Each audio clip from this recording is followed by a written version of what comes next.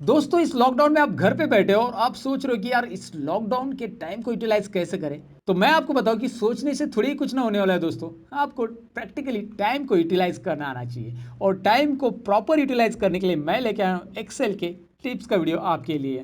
जी हाँ दोस्तों, मेरे चैनल पे एक्सेल के ऊपर लगभग 400 के ऊपर वीडियोस है, लेकिन ये सारे वीडियोस में से मैंने कुछ 5 बेस्ट वीडियोस आज पिक किए आपके लिए और वो अरेंज करके आपके लिए यहाँ पे फिर से री अपलोड कर रहा हूँ, जो कि मैंने पहले से अपलोड किया, लेकिन उसे ढूंढने के लिए आपको टाइम लगता है कि एक्सेल एक्सपर्ट बनने के लिए आपको कौन से वीडियोस देखने चाहिए। ये आप अगर सोच रहे हो तो सोचना बंद करो और वीडियो देखना शुरू करो, ये मेरा कहना है।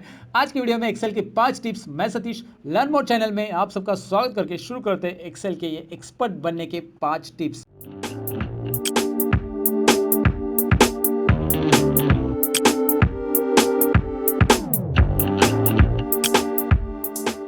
लेकिन एक मिनट रुकिए, वीडियो में आगे बढ़ने से पहले मैं आपको बताऊं कि आप अगर नए हो हमारे चैनल पे तो सब्सक्राइब कीजिए। डरा नहीं रहा हूं मैं आपको, सब्सक्राइब और बेल आइकॉन पे इसलिए क्लिक करना है ताकि हमारी वीडियो की नोटिफिकेशन आपको टाइम पे मिले। तो कीजिए ना सब्सक्राइब यार, जल्दी से कीजिए। अब बढ़ते हैं आज के टॉपिक की ओर। जैसे कि मैंने इंट्रो पार्ट में आपसे कहा कि एक्सेल में एक्सपर्ट बनने के लिए ये 5 प्रोग्राम्स आपको देखने चाहिए और सीरियसली इस वीडियो को आपको पूरा देखना चाहिए, इसीलिए क्योंकि इस प्रोग्राम के अंदर जो भी चीज़ें जो मैंने चीज़ें की है वो प्रैक्टिकली आपको एक्सेल में एक्सपर्ट तो बना ही देगी, लेकिन आपको लगेगा कि यार आज मैंने लॉकडाउन के टाइम का सही में कुछ इस्तेमाल कर लिया। मजाक नहीं कर रहा हूँ दोस्तों, ये प्रोग्राम्स बहुत यूज़फुल है। आप खुद ही कमेंट लिख के मुझे बताओगे कि भाई हाँ ये वीडियो तो हमने नहीं देखा था यार, आपने सर कब अपलोड किया था चैनल के ऊपर। ज़रूर आप ये खुद ही बोलोगे, क्योंकि ये सारे वीडियोस ऑलरेडी चैनल पे है लेकिन बहुत सारे लोगों ने शायद नहीं देखे होंगे, इसीलिए मैंने इनको क्लब करके एक वीडियो बना के 5 टिप्स आपके लिए लेके आया हूँ, जो कि आपको ज़रूरी है आपके इस लॉकडाउन में घर पे फ्री में बैठे बैठे इस प्रैक्टिकल चीज़ों को सीखे, इसका प्रैक्टिकल तुरंत करें, क्योंकि प्रैक्टिकल्स की सभी फाइल्स मैं फिर से कलेक्ट करके रिकलेक्ट करके डिस्क्रिप्शन में दे रहा हूँ, वहाँ पे क्लिक करके डाउनलोड करके आप इसकी प्रैक्टिस कर सकते हैं। मेरा रिकमेंडेशन ये रहेगा कि लॉकडाउन में कुछ नया सीखो और सीखते रहो। तो चलिए सीखते हैं एक्सेल की पहली टिप्स, एक साथ ढेर सारी शीट्स कैसे इंसर्ट करते हैं। तो आपको बनानी एक्सेल में ढेर सारी शीट्स दोस्तों। फॉर एग्जांपल आपको 12 महीने की 12 शीट्स बनानी, जनवरी फरवरी मार्च अप्रैल मई जून जुलाई अगस्त सितंबर अक्टूबर दिसंबर नवंबर।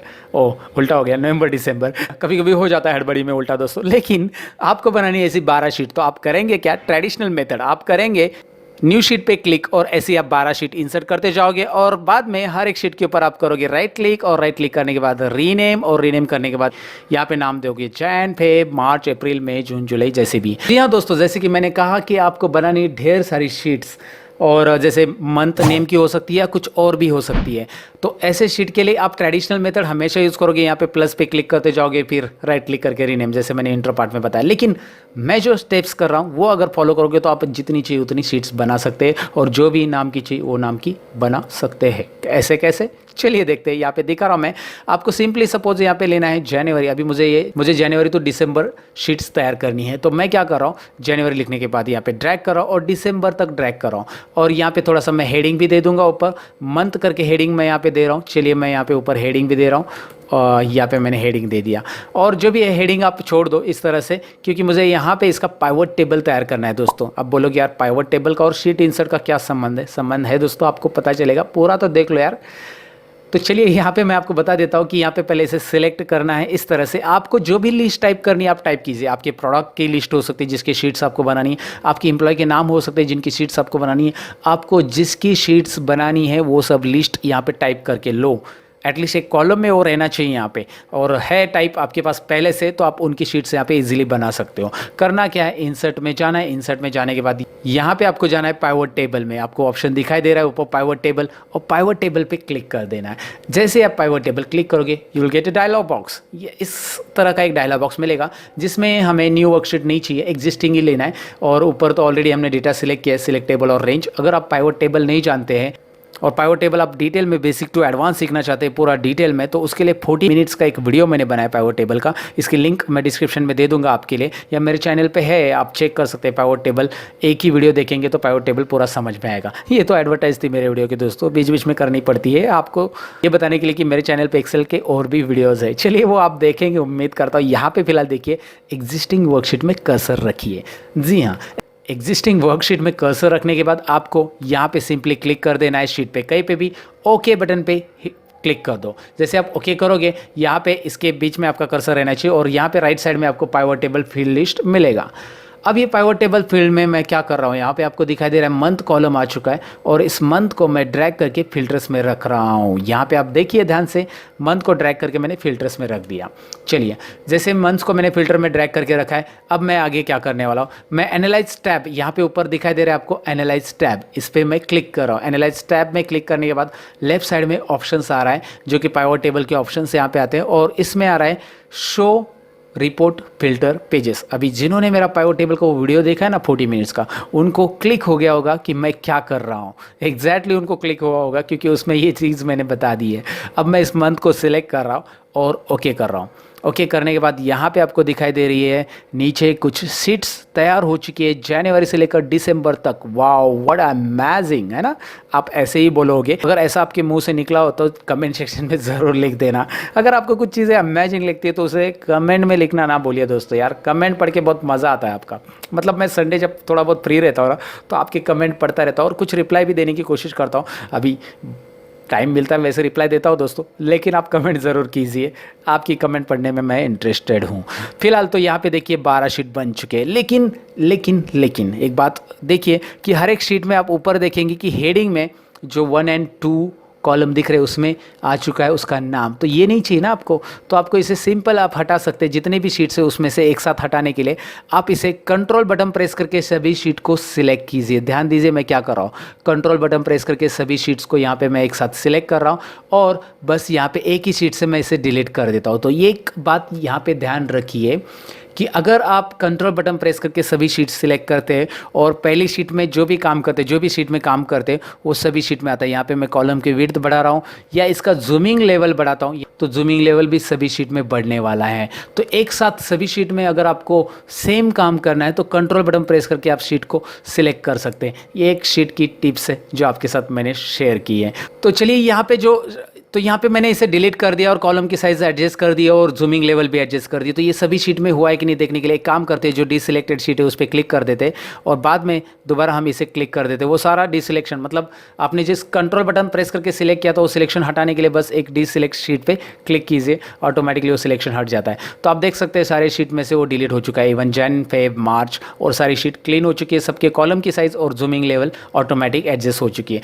तो आप जितनी चाहिए उतनी शीट यहाँ पे इंसर्ट कर सकते हैं। कैसे करना है मैंने बता दिया है। अब दूसरे एक्सेल के टिप्स में हम ये जानेंगे कि एक साथ जितनी भी शीट्स ओपन है उसे साइड बाय साइड हम कैसे व्यू करेंगे। चलिए एक काम कर देता हूँ, मैं यहाँ पे नया वर्कशीट लेता हूँ और कंट्रोल एन करके नया वर्कशीट लेने के बाद यहाँ पे मैं शीट 1, शीट 2, शीट 3 ले रहा हूँ। यहाँ पे आपको दिखाई दे रहा है शीट 1, शीट 2, शीट 3 है। अभी ये शीट 1, शीट 2, शीट 3 है मेरे पास और तीनों शीट मुझे एक साथ देखनी है। तो उसके लिए क्या है, उसके लिए आपको जाना है व्यू में दोस्तों। व्यू में जाने के बाद यहाँ पे आपको जितनी शीट है आपकी, फिलहाल आपको 3 शीट है, तीनों शीट आप साइमल्टेनियसली एक के बाजू में एक देखना चाहते हैं। तो एक काम कीजिए, पहले शीट में आप कुछ लिखिए ताकि आपको पता चलेगा, दूसरे शीट में आप कुछ यहाँ पे लिखिए नीचे, और तीसरे शीट में यहाँ पे कुछ लिख दीजिए, कुछ ना कुछ लिख दीजिए। आपको कंटेंट कुछ ना कुछ वहाँ पे चाहिए, एटलीस्ट कुछ डिस्प्ले हो जाए इसलिए। अब आपको करना है व्यू में न्यू विंडो में। तो न्यू विंडो में आपको कितनी बार क्लिक करना है, कितने शीट है आपके पास, 3, तो 3 बार क्लिक कीजिए, 1, फिर व्यू में न्यू विंडो 2, व्यू में न्यू विंडो 3। तो 3 टाइम्स आपने क्लिक करने के बाद व्यू में जाओ और यहाँ पे आ रहा है अरेंज ऑल ऑप्शंस, दिखाई दे रहा है अरेंज ऑल ऑप्शंस। तो अरेंज ऑल जैसे आप करोगे और यहाँ पे ऑप्शन आता है कि आपको हॉरिजॉन्टली एडजस्ट करना है, वर्टिकली या कैस्केड। कैस्केड मतलब एक के ऊपर एक, वर्टिकल मतलब एक के बाजू में एक, और हॉरिजॉन्टल मतलब ऊपर नीचे ऐसे, है ना। तो यहाँ पे आपको वर्टिकली करना है। चलो वर्टिकली कर देते, मैं यहाँ पे वर्टिकली कर रहा हूँ, ओके कर देते। और यहाँ पे 4 विंडो हो गई। कैसे, अच्छा मैंने पहले एक विंडो था और 2 ही विंडो मुझे इंसर्ट करनी थी, क्योंकि मुझे पहला एक विंडो था मेरे पास और 2 ही इंसर्ट करते तो 3 शीट के लिए हो गया। यहाँ पे फिलहाल मेरे पास 4 हो गए क्योंकि मैंने 3 बार विंडो इंसर्ट कर दिया। आप ये बात ध्यान में रखिए, ज़रा मैंने जल्दबाजी में कर दिया। तो पहले शीट में आपको दिखा दे रहा है शीट 1, दूसरे में भी शीट 1 है, इसकी जगह मैं शीट 2 व्यू करना चाहता हूँ, इधर क्लिक करूँगा। तीसरे में शीट 3 व्यू करना चाहता हूँ, तो यहाँ पे आपको दिखाई दे रहा है शीट 3, या फिर आप यहाँ पे सिंपली राइट क्लिक कर सकते हैं ऐसे भी, और शीट जो भी शीट आपको यहाँ पे व्यू करनी है उस पर क्लिक करेंगे और ओके करेंगे। आप देख सकते हैं यहाँ पे राइट क्लिक करके आप देख सकते हैं कौन सी शीट इसमें आपको देखना चाहते हैं, आप देख सकते हैं। तो यहाँ पे 1 है, 2 है, 1 है, तो ऐसे ही आप शीट एक साथ देख सकते हैं। अब एक्सेल के तीसरे टिप्स में हम सीखने वाले कंडीशनल फॉर्मेटिंग की मैजिक दोस्तों। जी हाँ, आप खुद ही देख लीजिएगा। माइक्रोसॉफ्ट एक्सेल में कंडीशनल फॉर्मेटिंग से होने वाले बहुत सारे मैजिक की वीडियोस मैंने अपलोड किए हैं चैनल पे ऑलरेडी दोस्तों। उम्मीद करता हूं आपने देखे होंगे, और नहीं देखे होंगे तो डिस्क्रिप्शन में उसकी लिंक है, आप देख लेना। कंडीशनल फॉर्मेटिंग अमेजिंग वे से कैसे प्रेजेंट करते हैं उन वीडियोज में है, लेकिन आज के वीडियो में भी कुछ कंडीशनल फॉर्मेटिंग से रिलेटेड ही है। जी हाँ दोस्तों, कंडीशनल फॉर्मेटिंग से हम अल्टरनेटिव रोज कैसे हाईलाइट करेंगे या फिर अल्टरनेटिव कॉलम्स कैसे हाईलाइट करेंगे, वो भी हम आज के वीडियो में देखने वाले। साथ ही हम देखेंगे कि 2 रो छोड़ने के बाद तीसरा रो, यानी कि हर 2 रो छोड़ने के बाद तीसरा रो कैसे हाईलाइट करेंगे, ये आज के वीडियो में हम देखने वाले। तो चलिए, जैसे कि मैंने आपसे कहा कि मुझे हाईलाइट करना है 1 रो छोड़ के 1 रो, मतलब अल्टरनेटिव रोज हाईलाइट करने हैं, तो मुझे यहाँ पे 2 नंबर रो छोड़ देना है इस डेटा में से, और 3 नंबर रो हाईलाइट करना है, फिर उसके बाद 5 नंबर रो हाईलाइट करना है। तो उसके लिए करना क्या है, सिंपल सा कंडीशनल फॉर्मेटिंग का फॉर्मूला यहाँ पे हम सीखने वाले हैं। तो उसके लिए मैंने डेटा लिया है ऑलरेडी, और मैं यहाँ पे इतना डेटा सिलेक्ट कर लेता हूँ। इतना डेटा मुझे सिलेक्ट करना है क्योंकि मुझे इस तरह से हाईलाइट करना है। टाइटल तो मैं अलग सा फॉर्मेटिंग कर दूंगा यहाँ पे। तो फिलहाल करना क्या है, इतना डेटा सिलेक्ट करने के बाद कंडीशनल फॉर्मेटिंग, ये ऑप्शन आपको यहाँ पे दिखाई दे रहा है दोस्तों। कंडीशनल फॉर्मेटिंग के अंदर आप जाने के बाद यहाँ पे न्यू रूल ऑप्शंस नीचे आता है, और न्यू रूल पे क्लिक करने के बाद आपको एक डायलॉग बॉक्स मिलने वाला है, जो कि ये डायलॉग बॉक्स आपको यहाँ पे क्लियरली दिखाई दे रहा है। और इसमें हम लोग use formula to determine which cells to format, इसे हम सिलेक्ट करेंगे। तो मैंने कर लिया है सिलेक्ट, और सिलेक्ट करने के बाद नीचे आपको फॉर्मूला लिखने के लिए कर्सर आ रहा है, तो उस बॉक्स में मैं यहाँ पे कर्सर रख रहा हूँ, और फॉर्मूला कौन सा लिख रहा हूँ मैं इसे एक्सप्लेन करके बताऊंगा। लेकिन पहले फॉर्मूला लिख के देखिए रिजल्ट क्या आता है। तो मैं यहाँ पे फॉर्मूला लिख के मैं आपको बता देता हूँ। मॉड फॉर्मूला इस तरह से लिखेंगे हम। मॉड का ये फंक्शन एक्सेल के अंदर प्री डिफाइंड रहता है, शायद आपको पता रहेगा। इसमें हम लोग नंबर और डिविजर देते हैं। तो फिलहाल नंबर जो ले रहा हूँ मैं यहाँ पे रो फंक्शन का ले रहा हूँ, रो। तो जो रो नंबर रहेगा, ये रो फंक्शन क्या करता है, रो नंबर डिस्प्ले करेगा। और उसके बाद कॉमा, इसका डिवीजर में ले रहा हूँ 2। अगर मैं इसको डिवीजर करता हूँ तो इसका आंसर अगर यहाँ पे आता है 1, it is equal to 1, if it is equal to 1, तो ये जो स्टेटमेंट मैंने लिखा है अगर ये ट्रू है, मतलब क्या आपको मैं समझाता हूँ। अगर मॉड फंक्शन से हम लोग रो नंबर का यहाँ पे डिवीजर निकालेंगे 2 के साथ, तो वो 1 आता है। तो आंसर अगर ये ट्रू है तो हम लोग उस सेल को कलर देंगे। तो चलिए मैं फॉर्मेट करके यहाँ पे कलर पहले एक अप्लाई करके दिखाता हूँ आता है कि नहीं आता है। अब आप देख सकते हैं यहाँ पे 3 नंबरों को कलर आ रहा है, 5 नंबर को, 7 नंबर को, 9 नंबर को और 11 नंबर को। ऐसा क्यों? क्योंकि मॉड फंक्शन क्या काम करता है मैं यहाँ पे आपको दिखाता हूँ। पहले रो फंक्शन क्या काम करता है ये देख लीजिए। रो फंक्शन अगर आप जो रो में देते हैं, तो ये रो नंबर 2 है तो रो नंबर बताएगा, तो हर एक रो का नंबर यहाँ पे बताएगा। रो फंक्शन आपको दिखाई दे रहा है, मैंने रो फंक्शन यहाँ पे भी यूज़ किया, उसका रो नंबर बताएगा जिस रो में आप लिखोगे। क्लियर है ये? उसके बाद अगर ये रो फंक्शन हम लोग मॉड के अंदर यूज़ करते हैं, मतलब यहाँ पे मॉड फंक्शन हम लोग लेते हैं, ये रो फंक्शन वाला ये जो सेल है वो लेते हैं, कॉमा डिवीजर लेंगे। डिवीजर मतलब 2 से हम डिवाइड करें, तो इसका आंसर क्या होगा, अगर 2 को 2 से हम डिवाइड करते तो 2 कंप्लीटली डिवाइड हो जाता है दोस्तों। तो कंप्लीट डिवाइड होने के बाद इसका आंसर 0 आने वाला है। लेकिन 3 को डिवाइड करते तो वहाँ पे हमारा रिमाइंडर बचता है 1। तो वैसे ही यहाँ पे आप देख सकते हैं, मैं ड्रैग करता हूँ तो जहाँ जहाँ ऑड नंबर्स है, जैसे कि 5 है ऑड नंबर्स, वहाँ पे 1 आंसर आपको दिखाई दे रहा है। 7 पे भी 1, क्योंकि ये ऑड नंबर्स को 2 से कंप्लीटली डिवाइड नहीं होता है, और जहाँ पे कंप्लीटली डिवाइड होता है 2 से, वहाँ पे आपको पता है रिमाइंडर बचता कितना है 0। तो ये समझ में आएगा आपको। तो ऑड नंबर और इवन नंबर मॉड आपको बताता है 1 और 0, दिखाई दे रहा है ना आपको क्लियरली। तो वही फंक्शन मैंने यहाँ पे यूज़ किया है। मैं आपको कंडीशनल फॉर्मेटिंग में दोबारा दिखा देता हूँ। यहाँ पे इसे सिलेक्ट करके मैनेज रूल में चला जाता हूँ। मैनेज रूल के अंदर यहाँ पे मैं आपको एडिट रूल ऑप्शंस दिखा रहा हूँ दोस्तों। एडिट रूल में आप देख सकते हैं मैंने फॉर्मूला क्या लिखा है। फॉर्मूला यहाँ पे मैं जूम कर रहा हूँ, और आप देख सकते हैं is equal to mod row number बताएगा और उसका डिवीजर 2। तो यहाँ पे इज इक्वल टू 1, तो जब भी ऑड है तभी वो हाईलाइट होगा। अगर मैं यहाँ पे 0 करता हूँ तो होगा क्या, मुझे बताओ। अगर ये 0 करता हूँ तो होगा उल्टा, जो यहाँ पे 3 नंबर का रो आपको हाईलाइट दिखाई दे रहा है सेल्स के अंदर, तो 3 नंबर की जगह यहाँ पे 2 नंबर हाईलाइट होगा, फिर 4 नंबर होगा। देखिए रिजल्ट तो देख लेते हैं ना, ओके करके देखते हैं, अप्लाई करके देखते हैं, और ओके। तो अभी आपको समझ में आया होगा, क्योंकि मैंने उसका आंसर 0, जहाँ जहाँ 0 आता है मॉड के फंक्शन के साथ, वो रो हाईलाइट होने वाला है। तो ये कंडीशनल फॉर्मेटिंग से किस तरह से हम लोग रो फंक्शन यूज़ करके ये हाईलाइट कर सकते हैं, आपको समझ में आया होगा। लेकिन अगर आप चाहते हैं कि यहाँ पे 2 रो छोड़ के, मतलब यहाँ पे 2-3 नंबर के रो छोड़ के चौथा रो हाईलाइट होना चाहिए, फिर से 2 रो छोड़ के नेक्स्ट रो हाईलाइट होना चाहिए, तो आपको हर एक तीसरा रो हाईलाइट करना है, जो कि ब्लैंक 2 रो छोड़ के। तो आपको करना कैसे, कंडीशनल फॉर्मेटिंग में यही रूल में हम दोबारा जाएंगे। यहाँ पे आपको दिखाई दे रहा है मैनेज रूल्स ऑप्शंस, और मैनेज रूल्स के अंदर एडिट रूल करेंगे। एडिट रूल ऑप्शन दिखाई दे रहा है, एडिट रूल पे क्लिक कीजिए, और जैसे आप क्लिक करोगे यहाँ पे पहले वाला फॉर्मूला आ जाता है। तो इसमें क्या चेंजेस करना है मैं आपको दिखा देता हूँ। यहाँ पे 2 की जगह आपको करना है 3 दोस्तों, और 3 के बाद यहाँ पे 1 ही रख देना है लास्ट में, जो आपको दिखाई दे रहा है 1 ही यहाँ पे रखेंगे हम, और ओके करेंगे, और यहाँ पे अप्लाई करेंगे और ओके करेंगे। अब आपको दिखाई दे रहा है यहाँ पे 2 रो छोड़ने के बाद ये तीसरा रो हाईलाइट हो चुका है, 2 रो छोड़ने के बाद ये तीसरा रो हाईलाइट हो चुका है। तो कंडीशनल फॉर्मेटिंग से रोज किस तरह से हाईलाइट करते हैं उम्मीद करता हूं आपको ये समझा होगा, लेकिन आप कॉलम भी तो हाईलाइट कर सकते हैं। तो चलिए इसी फॉर्मूला को हम कॉलम में कन्वर्ट कर देते हैं। तो दोबारा हम यहाँ पे मैनेज रूल्स में चले जाएंगे। मैनेज रूल्स तो आपको पता है, सिलेक्ट करेंगे और दोबारा एडिट रूल ऑप्शंस पे क्लिक करके हम यहाँ पे बस रोज की जगह भी कॉलम लिख देंगे। आपको दिखाई दे रहा है यहाँ पे मैंने रो लिखा है, अब मैं यहाँ पे कॉलम लिखूंगा। चलिए मैं कॉलम लिख देता हूँ, कॉलम। और कॉलम में मुझे यहाँ पे हर दूसरा कॉलम हाईलाइट करना है, मतलब अल्टरनेटिव कॉलम हाईलाइट करना है। तो 2 लिखूंगा, ओके करूंगा, अप्लाई करूंगा और ओके करूंगा। आपको रिजल्ट दिखाई दे रहा है, पहला कॉलम हाईलाइट हो रहा है, तीसरा हो रहा है और पांचवा हो रहा है, क्योंकि ऑड नंबर के हिसाब से यहाँ पे हाईलाइट हो रहा है। अभी फिलहाल मैंने ऑड नंबर के लिए क्राइटेरिया दिया है। तो इस तरह से आप रोज और कॉलम अल्टरनेटिवली हाईलाइट कर सकते हैं, और कैसे करना है कंडीशनल फॉर्मेटिंग से, ये मैंने आपको बता दिया है दोस्तों। अब बारी है एक्सेल की चौथी टिप्स की, और इसमें हम सीखेंगे कि एक्सेल का डेटा पावर पॉइंट में लेके एक अमेजिंग प्रेजेंटेशन कैसे बनाते हैं। जी हाँ दोस्तों,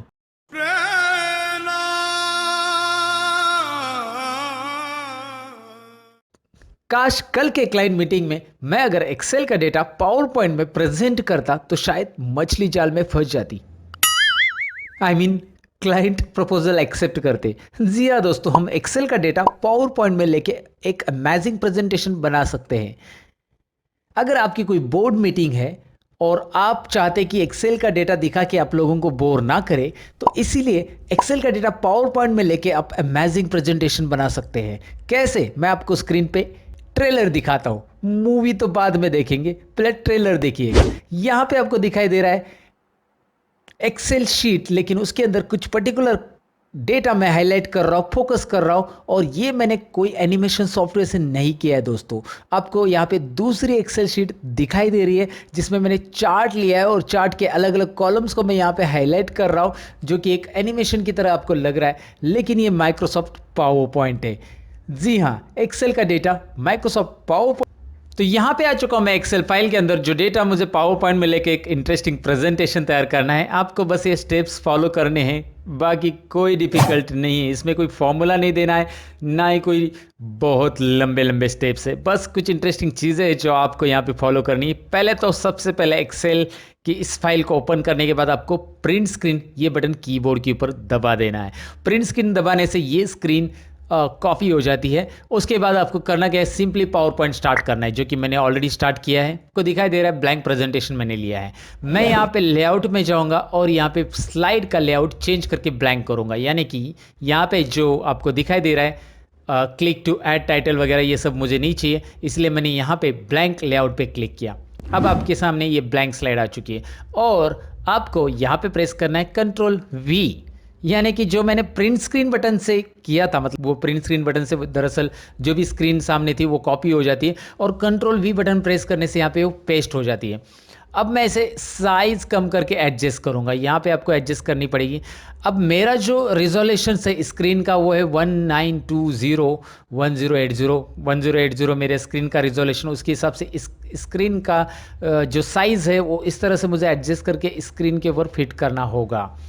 अगर आपका रिजोल्यूशन चेंज है तो थोड़ा सा ये आपको साइज़ फिट करने के लिए टाइम लगेगा, क्योंकि आपको अगर रिजोल्यूशंस के हिसाब से जाना है तो आपको डिज़ाइन में यहाँ पे स्लाइड साइज़ दी गई है, और स्लाइड साइज़ में कस्टम स्लाइड साइज़, जैसे आप क्लिक करोगे विल गेट डायलॉग बॉक्स, और यहाँ से स्लाइड की अलग अलग साइज़ आप चेंज कर सकते हैं, और आपके जो प्रिंट स्क्रीन किए हुए स्क्रीन के अकॉर्डिंग यहाँ पे आपको साइज़ लेनी पड़ेगी।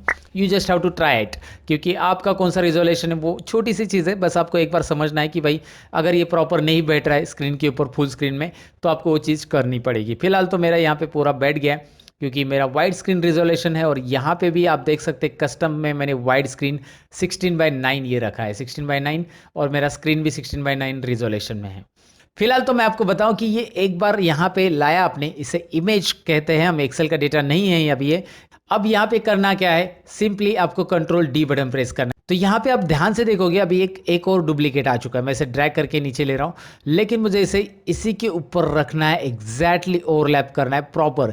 ये यहाँ पे ऑटोमेटिकली मैग्नेटिक थोड़ा सा डिटेक्शन होता है, ऑटोमेटिक ये पॉइंट टच हो जाएंगे कॉर्नर पे। ना ही आपको ज़्यादा अंदर लेके जाना इस तरफ, ना ही बाहर लेके आना है, आपको एग्जैक्टली यहाँ पे कॉर्नर टू कॉर्नर टच होना चाहिए, उसी के ऊपर एग्जैक्ट ओवरलैप होना चाहिए, ये बहुत ज़रूरी है प्रॉपर प्रेजेंटेशन क्रिएट करने के लिए दोस्तों। अब मैंने ये किया, उसके बाद करूंगा क्या, मैं आपको सिंपल ऑप्शंस बता रहा हूं। यहाँ पे कोई ज़्यादा बड़ा प्रोसेस नहीं है, तो आपको सिंपली यहाँ पे देखना है करना क्या है। यहाँ पे आपको क्रॉप टूल ऑप्शन दिखाई दे रहा है, ये फॉर्मेट टैब में रहता है। ऊपर आपको फॉर्मेट टैब तो दिखाई दे रहा है, जैसे आप कोई इमेज वगैरह लेते हो तो फॉर्मेट टैब आता है। फॉर्मेट टैब के अंदर राइट कॉर्नर में क्रॉप टूल, यहाँ पे मैंने आपको दिखाया क्रॉप टूल, इसमें से ये क्रॉप ही लेना है आपको। क्रॉप लेने के बाद क्या करना है, आफ्टर सेलेक्टिंग क्रॉप, यहाँ पे इस तरह से आप इसे क्रॉप कर सकते हैं। देखिए मैं कर रहा हूँ इसको इतना क्रॉप, जितना डेटा मुझे हाईलाइट करना है उतना मैं क्रॉप करने वाला हूँ। मुझे रो कॉलम हेडिंग रखनी है तो मैं रखूँगा, नहीं रखनी है तो ये भी क्रॉप कर दूंगा। अब बाजू में क्लिक कीजिए। अब देखिए यहाँ पे एक ये ऐसा दो अलग अलग स्क्रीन है, लेकिन एक के ऊपर एक ओवरलैप होने की वजह से वो अलग नहीं दिख रही है। आपको करना क्या है, बैकग्राउंड की जो स्क्रीन है यानी बैकग्राउंड की जो इमेज है पहली वाली, उसे सिलेक्ट कर लेना है। यहाँ पे क्लिक करके सिलेक्ट कीजिए और यहाँ पे फॉर्मेट में ही कलर में से अलग कलर चूज कीजिए। जैसे मैंने यहाँ पे कर लिया, आप यहाँ पे कोई भी कलर ले सकते हैं, आपको जो अलग अलग कलर है, या कलर के अलावा आप करेक्शन में जाकर भी कुछ डार्क कलर्स वगैरह ये ले सकते हैं इस तरह से, या फिर यहाँ पे ब्लर इफेक्ट्स वगैरह भी ले सकते हैं। मैंने एक ले लिया है, आपको दिखाई दे रहा है कलर, मैंने यहाँ से कलर में ये कलर चूज कर दिया। इसकी वजह से हुआ क्या कि पीछे का पूरा जो है इमेज वो ग्रे कलर में आ गया। लेकिन इतना ही क्यों ऐसा आ रहा है, क्योंकि ये क्रॉप ऊपर की इमेज है, देखिए इसके पीछे भी ऑलरेडी है, ये समझने की कोशिश कीजिए। ये ओरिजिनल इमेज जो थी उसके ऊपर ये मैंने एक अलग सा उसका डुप्लीकेट लिया था और रखा था ऊपर से, राइट। तो देखने वाले को ये अलग सा नहीं दिखाई देगा जब हम प्रेजेंटेशन शो करेंगे। समझ में आया ना मुझे करना क्या है। आपको अभी दिखाता हूँ इसको एनिमेशन कैसे देना है।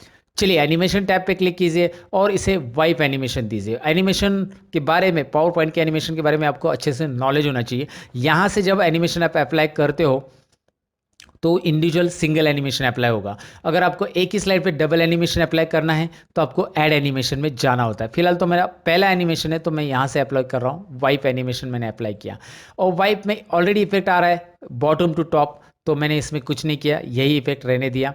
अब इसके बाद मैं आपको इसे प्ले करके ज़रूर दिखाना चाहूँगा।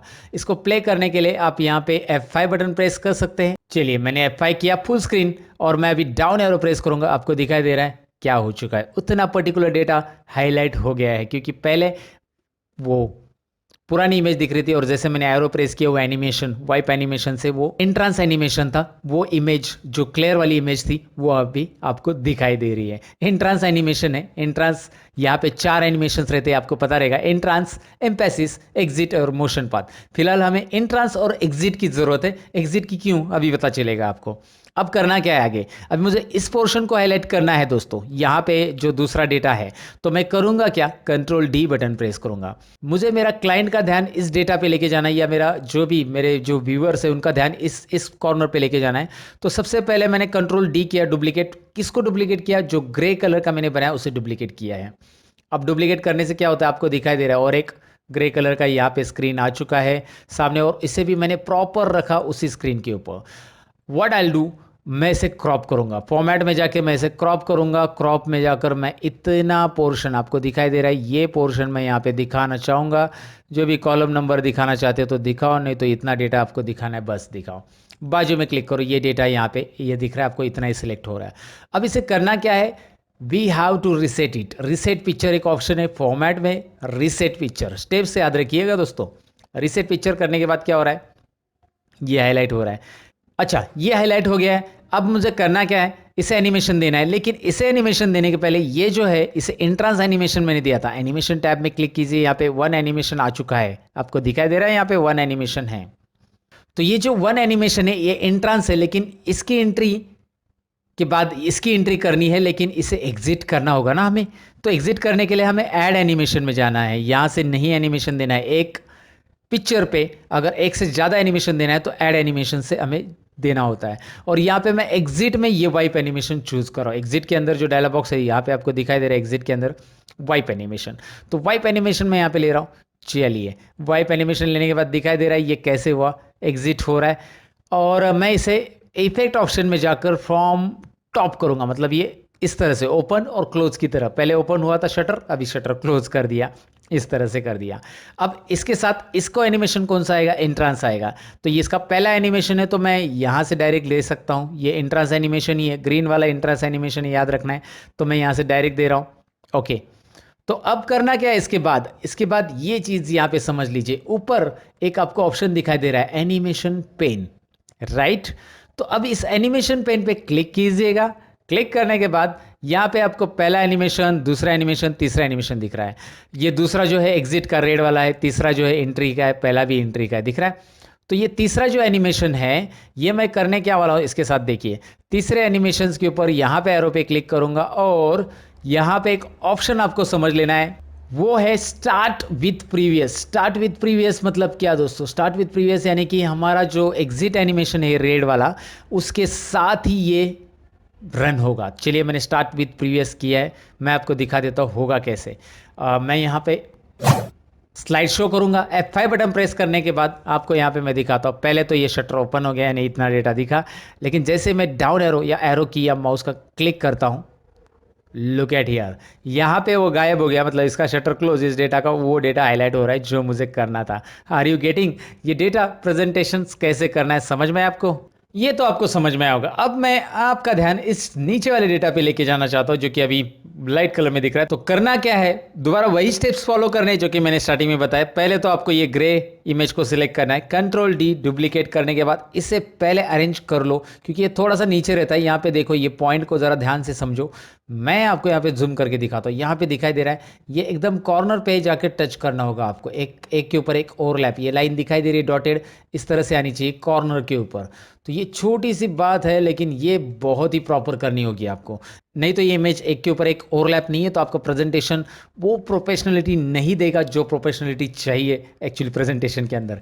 तो यहाँ पे फिलहाल आपको करना क्या है, आगे फॉर्मेट में जाइए, क्रॉप में जाइए। क्रॉप में जाने के बाद यहाँ पे इसे इस तरह से करना है crop. Okay, so now you got it कि कैसे क्रॉप करना है आपको मैंने बता दिया है। अब ये क्रॉप होने के बाद बाजू में क्लिक करके फिर इसके ऊपर क्लिक कीजिए, क्योंकि क्रॉप होने के बाद आपको साइड में क्लिक करना होगा। उसके बाद इधर क्लिक कीजिए, इसे सिलेक्ट कीजिए एंड रीसेट पिक्चर, क्योंकि ये इस तरह से आने वाला है। अच्छा, आप चाहते हैं कि ये जो बैकग्राउंड है वो थोड़ा सा डार्क रहे, तो आप करेक्शन में जाकर यहाँ पे उसको डार्क भी करेक्शन में इस तरह से कर सकते हैं ताकि आपका डेटा जो है वो ज़्यादा हाईलाइट आपको दिखाई देगा। तो और बैकग्राउंड को सिलेक्ट करके आप जो भी इफेक्ट देना चाहते हैं उसे कर सकते हैं। बैकग्राउंड तो आप और भी ब्लर कर सकते हैं। यहाँ पे आर्टिस्टिक इफेक्ट्स भी, जिसमें आप और भी बैकग्राउंड को कुछ और ब्लर करना चाहते हैं, कुछ भी नहीं दिखाना चाहते, ऐसे बहुत सारी चीज़ें, लेकिन वो आपके ऊपर है। फिलहाल तो मैं आपको बताऊँ कि यहाँ पर हमारा डेटा आ चुका है और इसके लिए एनिमेशन देने के पहले हमें इसे एग्जिट एनिमेशन देना है, यानी कि जो हमारा लास्ट एनिमेशन था उसे हमें एग्जिट देना है और जो नेक्स्ट एनिमेशन है वो एंट्रांस एनिमेशन रहेगा। ये प्रेजेंटेशन थोड़ा सा टाइम लेगा आपका, लेकिन जब आप प्रेजेंटेशन बोर्ड मीटिंग में दिखाओगे ना, मैं आपको बताऊंगा ना, ढासू हो जाएगा। मुंबई की लैंग्वेज में बोल रहा हूँ दोस्तों, ढासू प्रेजेंटेशन हो जाएगा। यानी कि आपका बॉस भी इंप्रेस हो जाएगा, आपके जो जूनियर्स है वो भी इंप्रेस हो जाएंगे, यार बनाया कैसे आपने, ये कैसे किया एक्सेल के अंदर, ये ऐसा ज़रूर सवाल आपके कलीग्स आपसे पूछेंगे। फिलहाल वो सवाल पूछने के पहले ये सीख लो। अभी आपको मैं बता देता हूँ कि मैंने यहाँ पे करना क्या है। मैंने इसको सिलेक्ट किया है, जो मेरा पुराना एनिमेशन है उसमें मुझे देना है ऐड एनिमेशन में जाकर एग्जिट में मैं दे रहा हूँ वाइप। आप कोई भी दे सकते हैं, मुझे ये पसंद है और मैं इसका शटर डाउन करना चाहता हूँ तो फ्रॉम टॉप, इस तरह से ये बंद हो जाएगा और इसके अंदर एंट्रांस एनिमेशन आएगा। ऐड एनिमेशन में जाइए और यहाँ से ऐड एनिमेशन से दीजिए या यहाँ से दीजिए। पहला एनिमेशन आप कहाँ से भी दे सकते हैं, नो इश्यूज़। और ये इसका एंट्रांस, यहाँ पे शटर ओपन हो रहा है, लेकिन यहाँ पे एनिमेशन पेन मैंने पहले से ला के रखा है। जिसको करना है क्या दोस्तों, जिसको करना है आपको यहाँ पे click and start with previous. Always remember, ये क्यों करना है मैंने आपको बताया, क्योंकि ये जब शटर क्लोज होगा तो ये ओपन होगा और आपको प्रेजेंटेशन देखने में मज़ा आ जाएगा। इस बार देखिए, यहाँ पे थोड़ा सा मैंने बैकग्राउंड डार्क किया, इसलिए आपका ध्यान जा रहा है कि कहाँ पे हमारा डेटा है, कहाँ पे फोकस हो रहा है। वाओ, इंटरेस्टिंग है ना। ऐसे ही आपको लास्ट के लिए करना है, ये मैं अभी नहीं बताऊँगा, आप समझ गए होंगे इसके अंदर करना कैसे है। स्टेप्स मैंने आपको बता दिए हैं कि पावर पॉइंट के अंदर हम एक्सेल का डेटा लेके कैसे इस तरह का प्रेजेंटेशन बना सकते हैं। अब बारी है चार्ट्स की। इतना ही नहीं, चार्ट्स के ऊपर कैसे प्रेजेंटेशन अप्लाई करना है वो भी देखिएगा, क्योंकि कल जाकर अगर आपको चार्ट का प्रेजेंटेशन देना है, चार्ट्स दिखाने मीटिंग्स के अंदर, तो कैसे करेंगे। तो यहाँ पे मैंने एक शीट ले ली है, छोटी सी शीट ली है नेम ऑफ स्टूडेंट की, और उसमें सब्जेक्ट 1 2 3 है और इन 5 स्टूडेंट्स को मैंने सिलेक्ट किया है। दिखाई दे रहा है आपको आमिर खान, शाहरुख खान, ऋतिक रोशन, सैफ अली खान, आयुष्मान खुराना, ये मेरे स्टूडेंट है। मैं मजाक कर रहा हूँ, ये मेरे स्टूडेंट होंगे तो भैया ये कंप्यूटर क्यों सीखेंगे वैसे भी। यहाँ पे देखिए, यहाँ पे मैं करूँगा F11 प्रेस, मतलब यहाँ पे चार्ट अगर मुझे इंसर्ट करना है तो आपको पता है इसको सिलेक्ट करके F11 कीजिए, चार्ट आ जाता है, राइट। चार्ट आपके सामने है, इस चार्ट को करना है Ctrl+C कॉपी। स्टेप से याद रखिए, इस चार्ट को डायरेक्टली प्रिंट स्क्रीन वगैरह नहीं करना है। पहले हमने प्रिंट स्क्रीन किया था एक्सेल की फाइल को और डायरेक्टली डाला था पहले वाले प्रेजेंटेशन में, क्योंकि एक्सेल की फाइल यहाँ पे डायरेक्ट आई थी। लेकिन अभी चार्ट को कॉपी करना है और हमारे प्रेजेंटेशन में मैं यहाँ पे लेके आता हूँ, और हमारी प्रेजेंटेशन की फाइल मैंने यहाँ पे ओपन की है। इसके अंदर मैं नई स्लाइड इंसर्ट करता हूँ, Ctrl+M, new slide. Power point के अंदर इंसर्ट करने के लिए शॉर्टकट की याद रखिएगा। वैसे पावर पॉइंट की ट्यूटोरियल मैंने अपलोड की है और दोबारा चाहिए तो बनाने वाला हूँ। आपको नए अंदाज में नए ट्यूटोरियल मिलने वाले पावर पॉइंट के बस चैनल पे बने रहिएगा दोस्तों। वैसे मैं आपको बताऊं कि कंप्यूटर टिप्स से रिलेटेड बहुत सारी वीडियोस मेरे चैनल पे, और कंप्लीट टेक्नोलॉजी एक मैंने कंप्यूटर हार्डवेयर और कंप्यूटर की ट्रिक्स के लिए चैनल ओपन किया है, उसे भी ज़रूर एक बार विजिट करके देखिएगा दोस्तों। आपको कंप्यूटर के सारे टिप्स की ज़रूरत पड़ सकती है, इसीलिए ये सारी चीज़ें मैंने ऑलरेडी ऑनलाइन अवेलेबल करके दी है। ज़रा डिस्क्रिप्शन में लिंक है चैनल की, विजिट करके ज़रूर देखिएगा। फिलहाल तो यहाँ पर मैं पेस्ट करूँगा चार्ट को, डायरेक्टली दिखाई दे रहा है वहाँ से चार्ट कॉपी पेस्ट किया है। अभी तक मैंने प्रिंट स्क्रीन नहीं किया है, इसमें कुछ सेटिंग्स मुझे करनी है। पहले तो चार्ट को मैं इस कॉर्नर पे टच करूंगा, ये कॉर्नर दिखाई दे रहा है आपको, यहाँ पे टच करना है कॉर्नर टू कॉर्नर, ये पॉइंट आपको दिखाई दे रहा है। Now what I will do, इसकी साइज इस कॉर्नर से खींच के मैं यहाँ तक बना दूंगा, इस कॉर्नर तक। आपको corner to corner chart properly touch कर लेना है। चार्ट की टाइटल की मुझे ज़रूरत नहीं है, मैं एनिमेशन से उसे ऐड कर सकता हूँ, डिलीट कर दिया। चार्ट में ये जो बॉटम के नाम दिख रहे हैं, मैं होम टैब में जाकर यहाँ से इसे बोल्ड और साइज़ बढ़ा सकता हूँ। एवरीबडी नोज़ दैट कि भाई ये साइज़ बढ़ाने के लिए क्या है, कैसे है। इसे सिलेक्ट कीजिए, इसकी साइज़ बढ़ा के रखिए, इसकी भी साइज़ बढ़ा के रखिए, ताकि आपका प्रेजेंटेशन थोड़ा सा इंटरेस्टिंग वे से क्रिएट हो। और यहाँ पे इसकी भी साइज़ आप बढ़ा के रख सकते हैं। इसे आप ऊपर भी रख सकते हैं लीजेंड को। अब इस लीजेंड को ऊपर रखने के लिए आपको डिज़ाइन ऑप्शंस रहता है। डिज़ाइन के अंदर चार्ट एलिमेंट में लीजेंड में इसे टॉप में रख देना है। ज़रा देखिएगा मैं क्या कर रहा हूँ। ये सारी चीज़ें आप चार्ट के साथ करोगे तो ये प्रॉपरली आ जाएगा। कहाँ पे जाना है, कैसे जाना है, मैंने आपको बता दिया है। डिज़ाइन लीजेंड, और लीजेंड को यहाँ पे मतलब ऐड चार्ट एलिमेंट में लीजेंड में यहाँ पे उसकी पोजीशन मैंने टॉप में रख दी है। ये मुझे ग्रिड लाइंस भी नहीं चाहिए, ग्रिड की ज़रूरत नहीं है मुझे, बस वाइट स्क्रीन चाहिए बैकग्राउंड में। तो ग्रिड लाइन हटाने के लिए भी चार्ट एलिमेंट में जाकर ग्रिड लाइंस में जाकर इसमें ये प्राइमरी मेजर ग्रिड लाइन है, इस पर क्लिक कीजिएगा। ये पहले मेजर ग्रिड लाइन है, देखिए मैं इस पर क्लिक करता हूँ, ग्रिड लाइन गायब हो रही है, राइट।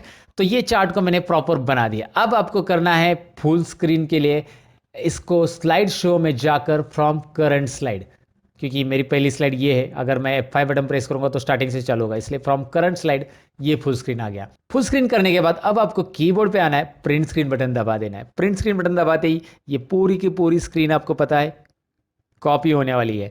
Ctrl+M कीजिए और Ctrl+V कीजिए। नाउ लुक एट हियर, ये जो चार्ट था अब ये चार्ट नहीं है, ये इमेज बन गया, मतलब चार्ट ही है लेकिन चार्ट की इमेज बना दी मैंने। इमेज इसीलिए क्योंकि हम एनिमेशन दे सके ना दोस्तों। चार्ट के ऊपर डायरेक्टली वैसा एनिमेशन नहीं दे पाएंगे, हमें जो चाहिए वो जैसे एनिमेशन हमने अभी डेटा पे दिया था। इस चार्ट को, इस इमेज को मैंने फिट कर दिया।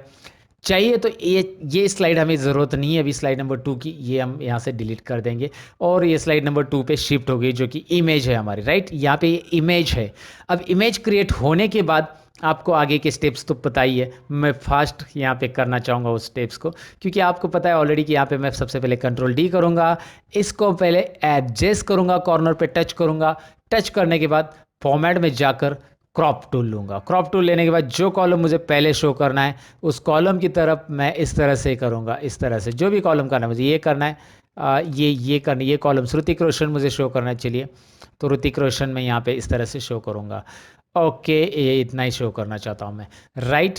आफ्टर दैट इसके बैकग्राउंड को मैं सिलेक्ट करूँगा और बैकग्राउंड, ये जो है बैकग्राउंड को सिलेक्ट किया। आपको पता है कलर में जाकर मैं यहाँ पे लाइट कलर दे दूंगा, ये ब्लैक एंड व्हाइट हो जाएगा, इतना ही रहेगा। और इसके ऊपर क्लिक करके एनिमेशन में जाकर इसको मैं अलग अलग एनिमेशन दे सकता हूँ। यहाँ पे आप जूम भी दे सकते हैं, आपको लगता है जूम नहीं देना है, Ctrl+Z हटा दिया और फिर इस पर क्लिक करो। ऐड एनिमेशन में जाकर आप यहाँ पे कुछ और दे दो, जैसे ये वाला दे दिया मैंने। सो हमेशा की तरह मैं ये देता हूँ। तो आपको समझ में करना क्या है, इसमें भी वही सेम चीज़ें करनी है। Ctrl+D रिपीट अगेन, इसको यहाँ पे रख दीजिए। फिर उसके बाद मैं आपको बताऊँ, क्रॉप टूल लीजिए। ये थोड़ा सा फास्ट फॉरवर्ड कर रहा हूँ मैं, मतलब मैं खुद ही फास्ट बोल रहा हूँ यहाँ पे। और जो पोर्शन मुझे हाईलाइट करना है, जो दिखाना है, उसको मैं इस तरह से रखूँगा। यहाँ पे मुझे इतना रखना है और उसके बाद इसे भी मैं क्या करूँगा आपको पता है, इसको सिलेक्ट करूँगा एंड इसे पहले रीसेट पिक्चर करने के बाद इसे सिलेक्ट करना है और एनिमेशंस के अंदर ऐड एनिमेशन में इसे हमें वाइप और फ्रॉम टॉप की जगह फ्रॉम बॉटम की जगह फ्रॉम टॉप देना है। और ये एग्जिट एनिमेशन दिया है, इसको देंगे एंट्रांस एनिमेशन। यहाँ पे है एंट्रांस एनिमेशन हमारा। यहाँ पे याद रखिएगा एंट्रांस, एम्पैसिस, एग्जिट। हमें चाहिए एंट्रांस और एग्जिट, हमने वही दे दिया। और उसके बाद यहाँ पे जो एनिमेशन पेन आ रहा है ये नहीं आया, तो आपको पता है एनिमेशंस में ही यहाँ पे एनिमेशन पेन पे क्लिक करके यहाँ पे आपको करना है स्टार्ट विथ प्रीवियस। इंटरेस्टिंग है। अब आपको डायरेक्टली ये स्लाइड का प्रेजेंटेशन देखने में मज़ा आ जाएगा। स्लाइड शो में मैं फ्रॉम करंट स्लाइड करूँगा क्योंकि वही स्लाइड मुझे देखनी है। डाउन एरो प्रेस करो, वाह ऋतिक रोशन का डेटा दिख रहा है। डाउन एरो प्रेस करो, ऋतिक रोशन डाउन, ऋतिक रोशन का डेटा गायब, आमिर खान का डेटा आपको दिखाई दे रहा है।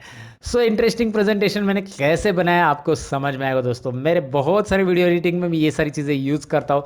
मुझे लगा कि यार मैं आपके साथ ये शेयर करूँ ताकि आप भी अपने जॉब में, अपने प्रोफेशन में इसे लाकर ज़रा क्रेडिट्स लो अपने बॉस से। ज़रूर वो लोग आपको अप्रिशिएट करेंगे, अप्रिशिएट करने में मजबूर हो जाएंगे क्योंकि आप ऐसा कुछ सीख रहे हो, ऐसा कुछ कर रहे हो। और अभी 5वीं टिप्स यानी आखिरी टिप्स। लेकिन इस टिप्स को शुरू करने के पहले मैं कुछ आपको इंपॉर्टेंट बात बताना चाहूँगा। मेरे जितने भी चैनल्स हैं उनकी लिस्ट आपको सामने दिखाई दे रही है। और दूसरी बात यह है कि बचपन से मेरे मन में सवाल रहते थे कि यार अपने आसपास की जो चीज़ें हैं वो क्यों होती है। मैं बहुत क्यूरियस था इन चीज़ों को जानने के लिए और उसी को लेकर मैंने और मेरे दोस्त ने एक चैनल ओपन किया जिसका नाम है क्यूरियोसिटी। और क्यूरियोसिटी चैनल पे हमने फैक्ट्स की वीडियोस अपलोड करना चालू किया। अगर आप भी इंटरेस्टेड हो हमारी तरह की ये जानने के लिए कि भाई शरीर वायरस को कैसे मारता है, एरोप्लेन के अंदर अगर पंछी गए क्या होगा, एरोप्लेन गिर जाएगा, तो ये सारी चीज़ों को अगर जानना है तो मेरे वीडियो ज़रूर देखना चाहिए आपको। तो ज़रूर एक बार क्यूरियोसिटी चैनल को विजिट कीजिए। अब शुरू करते हैं हमारी 5वीं टिप्स। दोस्तों यहाँ पे देखिए इस एक्सेल शीट के अंदर आपको ए कॉलम में नेम दिखाई दे रहे हैं, बी कॉलम में एड्रेस और सी कॉलम में सिटी। एक सिंपल सा डेटा है जो कि आपको दिख रहा है, सिंपल डेटा है। लेकिन मैं क्या करना चाहता हूँ, ए कॉलम के अंदर के अल्फाबेट्स को मैं कैपिटल करना चाहता हूँ, तो हम ट्रेडिशनल मेथड यूज करते हैं। जैसे कि यहाँ पे ए कॉलम और बी कॉलम के बीच में एक मैं कॉलम इंसर्ट करूंगा। इंसर्ट नॉर्मली आपको पता राइट क्लिक इंसर्ट करते हैं। उसके बाद मैं क्या करूंगा, अगर मुझे ए कॉलम के अल्फाबेट कैपिटल में चाहिए तो मैं करूंगा यहाँ पे इज इक्वल टू अपर और ए कॉलम के सेल्स को सिलेक्ट करूंगा और एंटर करके ड्रैग करूंगा। ये सब कैपिटल हो गए। ये एक ट्रेडिशनल मेथड है। लेकिन आपको एक से ज्यादा कॉलम अगर अपर, लोअर और प्रॉपर केस में कन्वर्ट करना है तो चलिए ये देखिए अभी मैं क्या कर रहा हूँ। अब इस डेटा में मैंने क्या किया है, ए बी सी ये 3 कॉलम है, तीनों को एक साथ मैं सिलेक्ट कर रहा हूं ऊपर से ड्रैग करके। और ऊपर एक टैब है, आपको दिखाई दे रहा है, एक्स्ट्रा टैब आ चुका है मेरे एक्सेल फाइल में, लर्न मोर करके। ये आपके एक्सेल में भी आ सकता है। ये दरअसल मैंने क्रिएट किया है। अब मैं करूंगा कि इस टैब में आपको दिखाई दे रहा है लोअर केस, प्रॉपर केस और अपर केस, ये तीनों ऑप्शन है। तो चलिए मैं यहाँ पे प्रॉपर केस पे क्लिक करता हूँ तो नीचे देखिए वाओ इंटरेस्टिंग, आपको दिखाई दे रहा है ये प्रॉपर केस में कन्वर्ट हो चुका है। अब मैं लोअर में करता हूँ क्लिक, तो तुरंत तीनों भी कॉलम यहाँ पे लोअर केस में कन्वर्ट हो चुके हैं। अब मैं यहाँ पे क्लिक कर रहा हूँ लास्ट अपर केस, तो अपर केस में भी कन्वर्ट हो रहा है। और यहाँ पे एक बात आपको समझ में आई होगी, बिना फॉर्मूला में हमने ये कर दिया है और ये हमारे एक्सेल में परमानेंट टैब भी बन सकता है। लेकिन कैसे? तो दोस्तों सबसे पहले यहाँ पे दिखाई दे रही है आपको एक नोटपैड की फाइल, इसमें कुछ कोडिंग है। इस कोड को आपको नहीं समझना है, बस आपको इसे कॉपी कर लेना है दोस्तों। यहाँ पे दिखाई दे रहा है मैंने पूरे कोड एक साथ सिलेक्ट कर लिए हैं और Ctrl+A और Ctrl+C ये आप यूज़ कर सकते हैं। तो कॉपी कर लिया मैंने इसे। उसके बाद अभी यहाँ पे दिखाई दे रहा है, मैं एक्सेल फाइल भी ओपन कर रहा हूँ जिसके अंदर ऑलरेडी मैंने कुछ कंटेंट आपको इंट्रो पार्ट में दिखाए थे, वही कंटेंट है, नेम, एड्रेस एंड सिटी। और इस एक्सेल फाइल में मैं Alt F11 बटन प्रेस कर रहा हूँ। Alt F11 प्रेस करने के बाद आपके सामने VBA की स्क्रीन आ जाती है, विजुअल बेसिक फॉर एप्लीकेशन जो स्क्रीन रहती है एक्सेल की वो आ जाती है। सिंपल है, इसमें करना क्या मैं आपको बता देता हूँ। यहाँ पे लेफ्ट कॉर्नर में आपको इंसर्ट मॉड्यूल करके एक ऑप्शन मिल जाता है, उसके अंदर आपको मॉड्यूल को इंसर्ट करना है यहाँ से क्लिक करके। तो मैं यहाँ पे क्लिक कर रहा हूँ, मॉड्यूल इंसर्ट हो जाएगा और इसमें ये कोड पेस्ट कर देना जो कि आपने कॉपी किया था। पेस्ट करने के लिए Ctrl+V बटन प्रेस कीजिए, Ctrl+V पेस्ट। तो यहाँ पे ये आ गया कोड, दैट्स इट। ये कोड आने के बाद आपको Alt टैब बटन प्रेस करना है। एक्सेल फाइल में आप आ जाएंगे, जो कोड हमने अभी लिखे उसका एक एडिंग्स हमें सेव करना है, क्योंकि हमें दरअसल ये जो कोड मैंने लिखा अभी, ये कोड बस इसी एक्सेल फाइल के लिए अप्लाई नहीं करना है, मुझे एक्सेल सॉफ्टवेयर के लिए उसे अप्लाई कर देना है। मतलब जब कभी भी मैं एक्सेल सॉफ्टवेयर ओपन करूँगा तो upper case, lower case, proper case ये सभी फाइल में चले।